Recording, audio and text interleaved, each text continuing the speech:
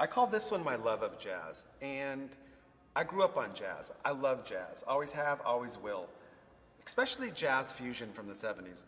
That is my favorite. But I grew up on, Coltrane and Miles and, even big band sounds. I love that stuff too. But I've always loved jazz. I appreciate the musicianship. I appreciate the musicians. I love their passion for it because you ain't going to make a lot of money doing it.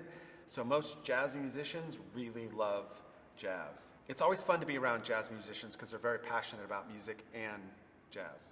One of my favorite things to do back in the 70s was go to concerts and see great live shows of my favorite bands and favorite musicians. I brought some of my ticket stubs today from back in the 70s. Let's go way back here, like 1976, Herbie Hancock at the Berkeley Community Theater. This was a good one because Stanley Clarke opened for him when Stanley's album School Days was out. Great performance.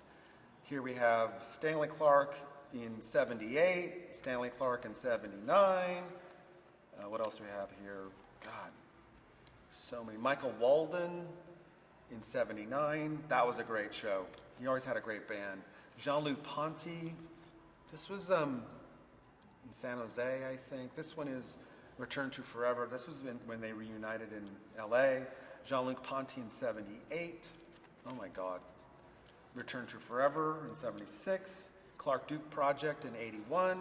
So that's just a small sample of what I saw back in the day.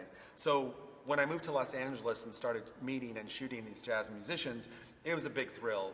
Meeting and shooting your musical heroes is like the greatest thing in the world. I'm telling you, the day I met and shot Stanley Clarke was one of the greatest days of my life to this day.